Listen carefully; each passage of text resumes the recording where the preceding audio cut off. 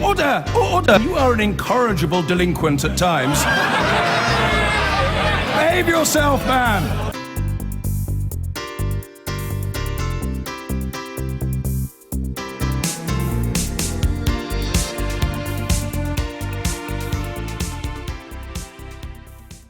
So we've got two new policies this morning. Labour said they'll introduce a financial transactions tax if they win the general election, and what they're calling, quote, the biggest crackdown on tax avoidance in the country's history.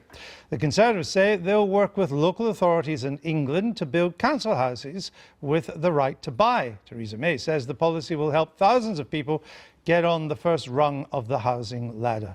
So Steve, what do you make of them?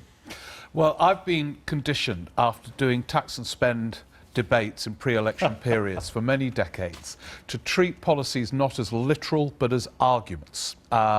In other words, if you look back to 2015, the Tory plan to wipe out the deficit was never going to happen, and yet it framed an argument. In that sense, the Robin Hood tax is a sensible move for Labour to make at this point, because it's part of a narrative about reconfiguring taxation to be fairer. So treating it as an argument rather than something that would happen in day one of a Labour government, it is entirely sensible. In terms of building houses, Theresa May has said right from the beginning, when she was outside number 10, there is a housing deficit in this country rather than the economic deficit that Osborne was focusing on.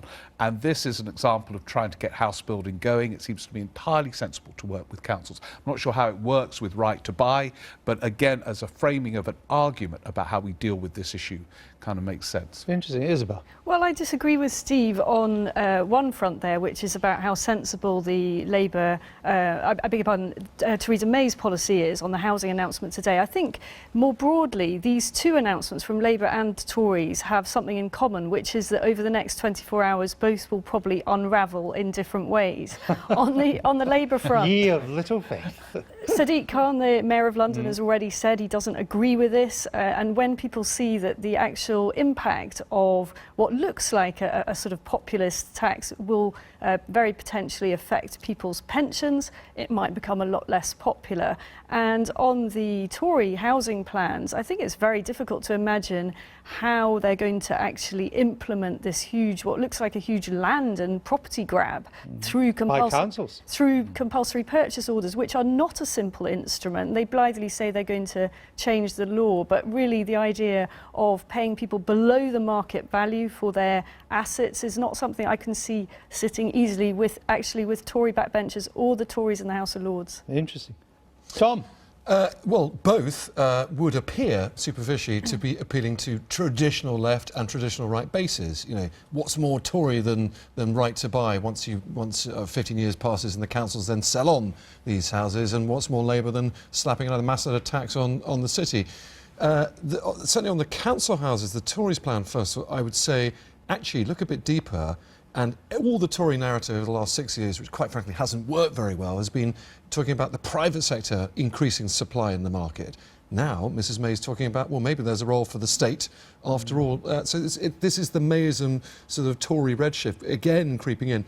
And on the Labour's transaction tax, I thought the most interesting thing I've heard in days, quite frankly, was from Paul Mason, former BBC correspondent, now sage of the left and a Corbynista extreme, saying, don't worry about, and this was on Newsnight the other night, he said, don't worry about whether the Labour manifesto is going to all add up.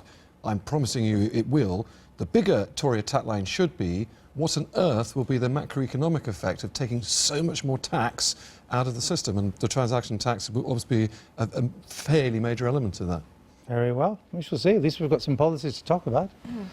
Now, on Tuesday, Labour will launch its manifesto, but we've already got a pretty good idea of what's in it. That's because most of its contents were leaked to the media on Wednesday night. So what did we learn? Labour has a variety of spending pledges, including an extra £6 billion a year for the NHS, an additional £8 billion for social care over the lifetime of the next Parliament, as well as a £250 billion infrastructure plan over the next 10 years. The party will support the renewal of the Trident submarine system, though any Prime Minister should be extremely cautious about its use. And the party will hold a strategic defence and security review immediately after the election. In terms of immigration, Labour will seek reasonable management of migration, but it will not make false promises in terms of numbers. Elsewhere, university tuition fees will be abolished and the public sector pay cap, which limits pay rises for public sector workers to 1%, will be scrapped. The party also aims to renationalise the railways, the Royal Mail and the national grid. A senior Labour backbencher described it to the Sunday Politics as a manifesto for a leadership which didn't, quote, give a toss about the wider public. And several other Labour candidates told us they thought it had been deliberately leaked by the leadership, with one suggesting the leak was intended to bounce the national executive into accepting the policies. And we're joined now from Salford by the Shadow Business Secretary, Rebecca Long-Bailey. Welcome to the programme. The draft manifesto proposed to renationalise a number of industries. So let's start with the railways. You'll wait for the franchises to run out rather than buy them out at the moment. So can you confirm that the railways will therefore not be wholly nationalised until 2030, after 3 Labour governments, and Jeremy Corbyn will be 80? Well, I'm afraid I'm not going to comment on leaks, Andrew. You'll just have to be patient and wait and see what's in our manifesto on Tuesday, when our full plan in relation to transport will be laid out in full. But you've already announced you're going to nationalise the railways. We have. We've discussed So taking tell me about it. We've discussed taking the franchises into public ownership as they expire. However, the detail of that, as I've said, will be set out in the manifesto. So I'm not prepared to go into detail until that policy is formally laid out on Tuesday. All right, well, that doesn't sound very hopeful, but let's carry on. The national grid, you're also going to nationalise that. It carries our electricity around the country. It's got a market capitalisation of £40 billion. Why do you want to nationalise that?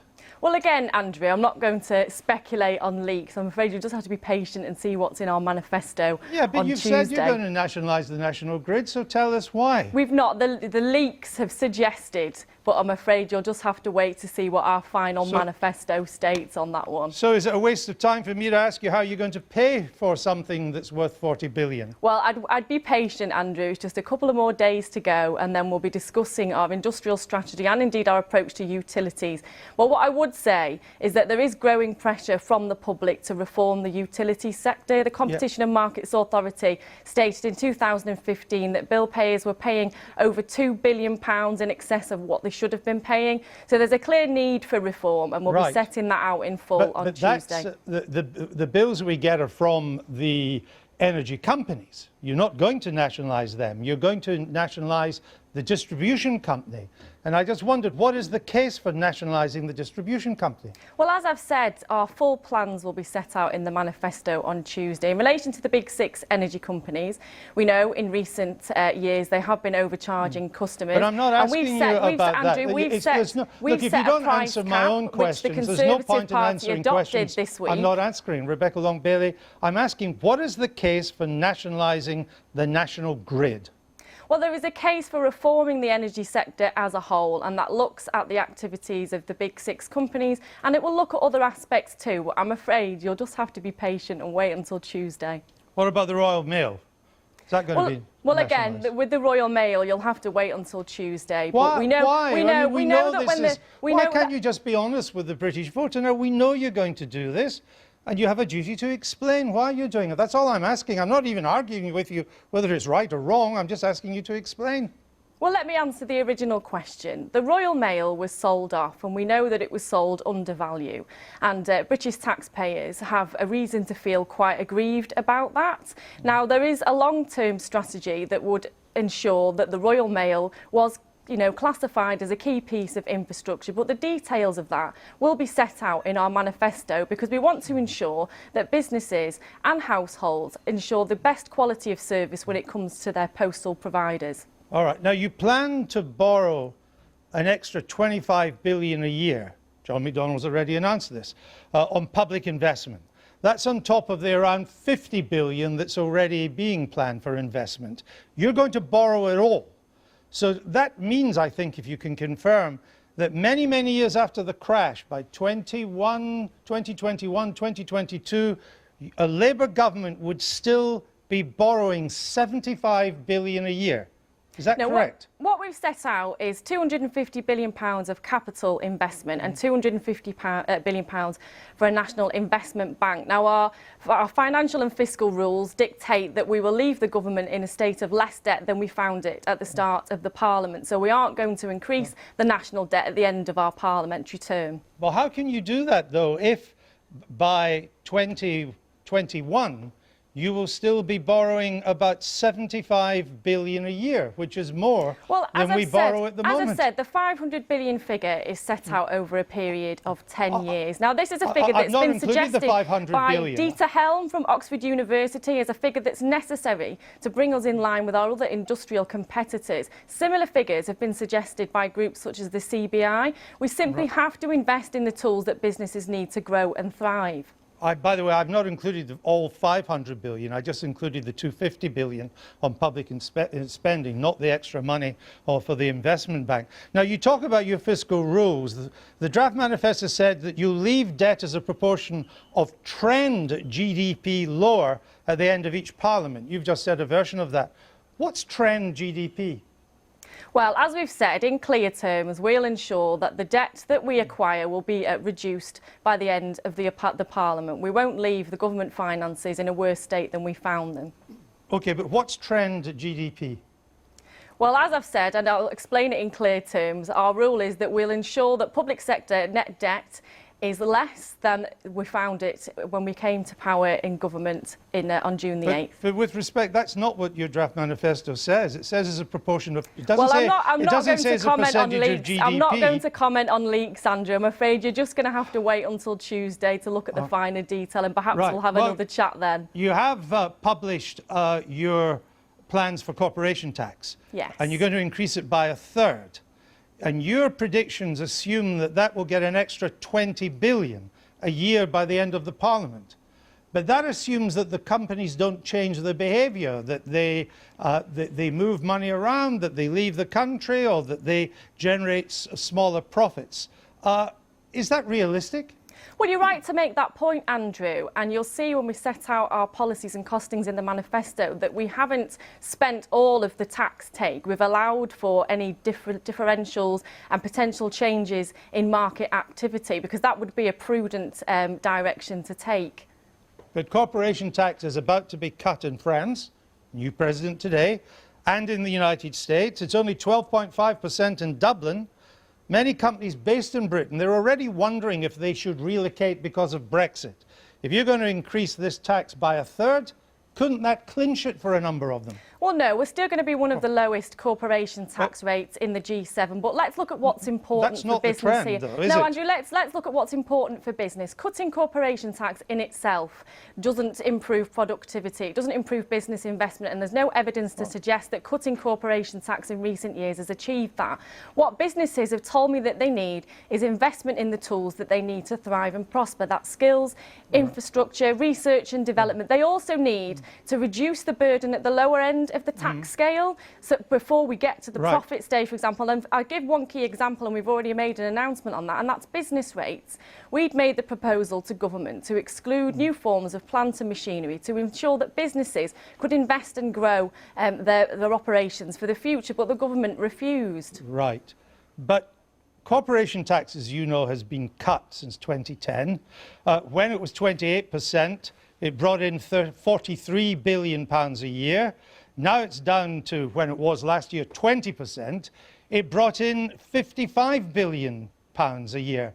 By cutting it, it's in the last year brought in 21% more. So what's the problem?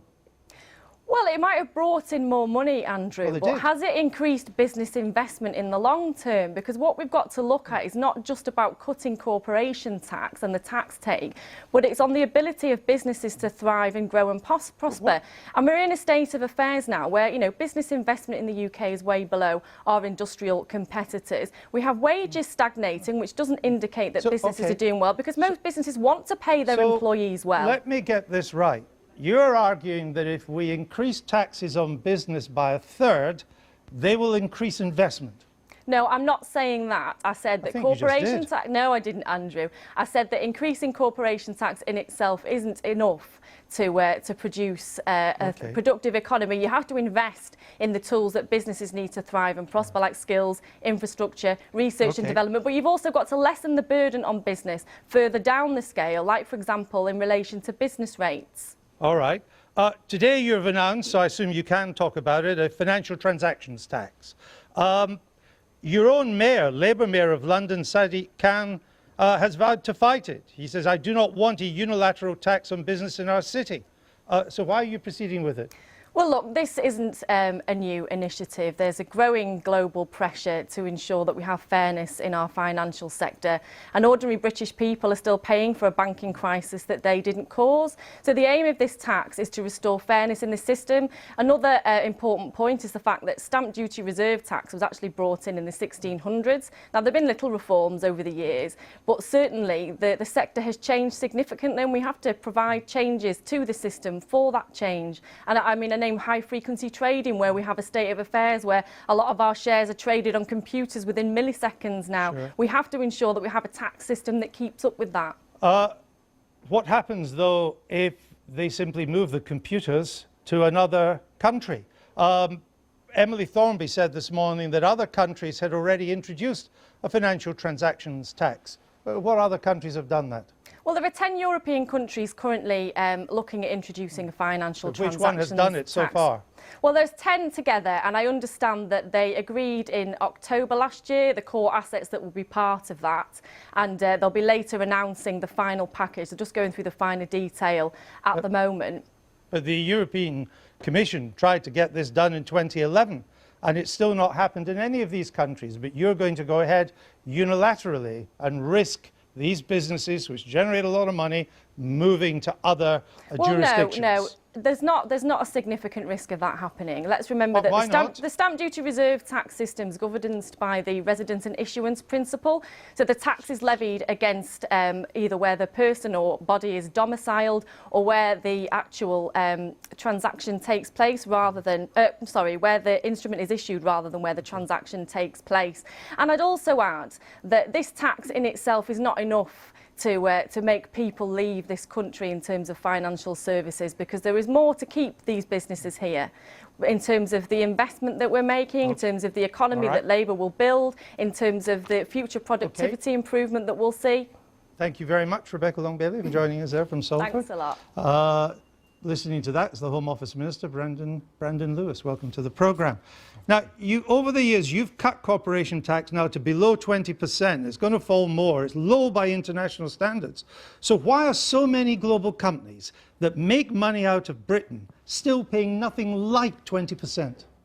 Well, I think it's one of the things we've got to deal with internationally, and actually it's one of the problems with the point that Labour are making today, and actually Rebecca couldn't answer just now, is actually these companies can move around the world. And it's why I think one of the important things about having that low tax economy here for business is it encourages them to come and at a rate that they are prepared to pay. And that's why the rate of income is going up. And people may say, you're right, if they were paying 19-20% in corporation tax, but they're not. Google runs a multi-million-pound business in the UK in terms of revenues. It paid 25 million in tax last year. That's nowhere near 20%. Well, obviously there are companies that are trading internationally. They have their bases and they have their structures around the world. That's why we've got to get this work done with our partners, not just in Europe, but around the world. And we have made improvements in that. Well, 25 million is an improvement? Well, it's more than they were paying before. And we've got to continue to work to make sure we get those companies basing it. What we also have to remember, Andrew, whether it's Google or any other companies, the other side of them being here, along with the tax they pay, is the people they employ and the jobs they create. And that is ultimately good for the economy as well. But the deal was, if you cut the business tax, the corporation tax on profits, we would get more companies coming here and more companies paying their tax. And it seems that it doesn't matter how low, a number of companies just pay a derisory amount, and you've not been able to change that. Well, as you just outlined in the last interview, Andrew, the income take from that change in corporation has actually gone up. As a result of having the lower tax, we're getting more income. But that's mainly from established British companies. Well, that's from the FTSE 100 and 250, not from these international companies. Well, it's because more companies are coming here, more companies are paying tax. That is a good thing. But yes, there is always more to do, and it's why we want to continue to crack down. One of the bizarre things with this is actually just in the last few weeks, in in the finish of Parliament, Labour actually refused to put through another £8.7 billion worth of tax take we could have got by cracking down even further. Labour were against it. Well, you claim to have made great progress in cracking down on people and companies to pay the tax that they should. But the tax gap, it's the difference between what HMRC takes in and what it thinks it should take in, what's available. It's barely moved in 5 years. So where's the progress? Well, over the last few years, we have actually managed to bring in 150 billion more, where we've cracked down on those tax avoidance schemes and all of that, increasing the age there. The gap is still the same as it was 5 years ago. Well, that's why there is always more to do. That's why the Prime Minister is very clear. It's gone from 6.8 to 6.5. Well, it's gone down, and we need to do more. And that's 0.3. why the Prime Minister and the Chancellor said they want to continue to develop and work on that to get more money coming in from these companies, while still having a competitive rate that encourages them to be here, creating jobs for people across the country. While big business and the wealthy continue to prosper, the Office for Budget Responsibility, independent, it tells us that those on average earnings in this country will still be earning less in real terms by 2021 than they did in 2008. How can that be fair? Well, I don't see it that way. I have to say, That's what the OBR tells us. I haven't seen the figures you've got from the OBR. It was in the last budget figures. What I can say to you, Andrew, is what we have done is actually make sure the minimum wage has gone up. We've made sure that the actual income tax people pay has gone down, so people in real terms in their pocket have more money in their pocket due to that lower tax. But you're the self-styled party of work. You keep on emphasising work, but under your government, you can work for 13 years and still not earn any more at the end of it than you did at the start. Where is the reward for effort in that? Well, I haven't seen that, actually. I've got to say, what I'm seeing the OBR figures that were published with the budget. In terms of people in work, there's 2.8 million more people, more jobs in the economy than there was when we came into power in 2010. That's roughly 1,000 jobs every day, and people working and developing through their careers. And one of the important things, and actually it's one of the things I thought was slightly odd again in what Rebecca was saying, is actually investing in people is exactly what the apprenticeship levy is about. So these companies are investing in their workforce to upskill them, take more opportunities that are there in our economy. What I'm trying to talk is about fairness. And politicians always gone about hard-working people. And we know that average earnings are no higher now than they were in 2008. We know that the pay and bonuses of senior executives have continued to soar after the crash. And the Institute for Fiscal Studies has shown that 3 million of the poorest households will lose an average of £2,500 a year in the next Parliament. Their benefits are frozen, further sanctions kick in. 3 million of the poorest losing £2,500. So under the Tories, one law for the rich, another for the poor. No, I think that's quite wrong, actually. And What's wrong with let me just explain why. I think there's two things going on. First of all, we've also got to be fair to the taxpayer who is funding the welfare and the benefit system and have a system that works for them. That's why I think the welfare cap was absolutely right. These we are get more people in working. work and we get more people into work. They're and we working get people, and they're going to be worse off. And that's why it is important we get people more upskilled so they can take advantage of the opportunities. But I think it is also really important to remember that as that allowance rises, people have got more of the money they earn in their pocket to keep and to use in the economy. So they're going to be worse off. They're going to be £2,500. They're among the poorest already, and they're going to be worse off now. Well, they're actually going to have more money in their pocket as we have that increase in the allowance before people pay tax. And they've taken that into account. Taking more people out of tax is a good thing. We've seen millions of people coming out of tax altogether. Look, the IFS knows about that. They've taken that into account. And the reason I ask you these questions is that you and the Prime Minister, you on and on about the just about managing classes. I'm talking here about the just about managing and below that. But in fact, it's all talk. You haven't done anything for them. Well, we have. We have actually made sure that they have got an increasing minimum wage, and that has gone up under us more than it's ever done under previous governments. And actually, more of the money they earn and the money they get stays in their pocket. Will still be lower in real terms. Let me come on to this plan for housing. You've announced a new plan to increase affordable housing. For social housing, some council housing, perhaps some social housing as well, built by the associations. How much money will you put behind this? This is part of the 1.4 billion that was announced at the autumn statement in terms of that capital investment. So it's going to be around 1.4 billion. So how many homes did you get for 1.4 billion? Well, that would depend on the negotiations we have with local authorities. It varies around the country, and it's local authorities who know their area best, who know what their needs are. So no, I'm not going to put a number on it today. Well, what we do want to see is more about a big homes increase. Yes, because I mean, 1.4 billion. If you price the house at 100,000, which is very low, particularly for the south of England, that gets you 14,000 new homes. Well, what we saw That's actually, and what we've seen before, is actually these increases in how local government can leverage to build, can deliver thousands more homes. And actually, that's what we want to see happening across the country. And it's not just about the money as well. I can just, one point to make I think is quite important for a lot of local authorities. It's also around the expertise and the knowledge of how to do this. And that's where that support from the Homes and Communities Agency and Sir Edward Lister's team there is actually so important. What's the timescale? Well, that'll be over the course of the next Parliament. How many more homes will you build then, affordable homes? As I said to you, I'm not going to give you a fixed number on Why homes. not? That's because that's... You've announced it, it's your policy, you announced it today, so you can't tell me either how many more or what the target's going to be. Because, as I said a few minutes ago, Andrew, that is a matter of working with the local authorities who know what their local needs are, what land they've got available and what they can deliver in their areas. What we're seeing at the moment, what we saw through the local elections with the Metro mayors particularly, is that they want to deliver in their areas, whether it's the West Midlands, the West of England, the North East, Liverpool, Manchester, and we want to work with them to deliver those homes that they want to do in their local areas. And I understand that too, but you've said variations of this for the past 7 years, and what I'm trying to get is the credibility. And when you can't tell us how much money, what the target is, what the time scale is, and this of a government that under which affordable house building has fallen to a 24-year low. 1.2 million families are on waiting lists for social housing to rent. That's your record. Why should we believe a word you say? Well, actually, two things, Andrew. First of all, this is quite different to what we've been doing over the last few years because we've now got that, and we want to develop and to continue to have a strong and stable economy that can sustain that 1.4 billion to deliver those homes. Yeah, but also, why will it be this more? is important. But when look, we came into power in 2010, we inherited the lowest level of house building since the 1920s, just 75,000 new homes. That's now up at 189,000 over the last full year. That's been a big step forward after the crash, getting people back into the industry. And having developed that, got more first-time buyers coming into the market. We've helped to buy, start homes. This is the next stage of making sure we're delivering with local authorities who want to deliver social housing. Final question. In 2010-11, there were, your first year in government, 60,000 affordable homes were built.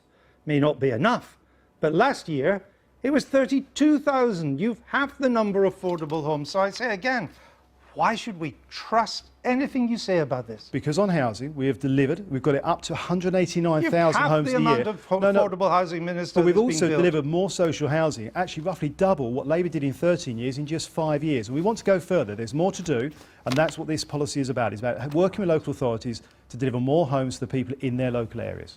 Brendan Lewis, thank you. I've been getting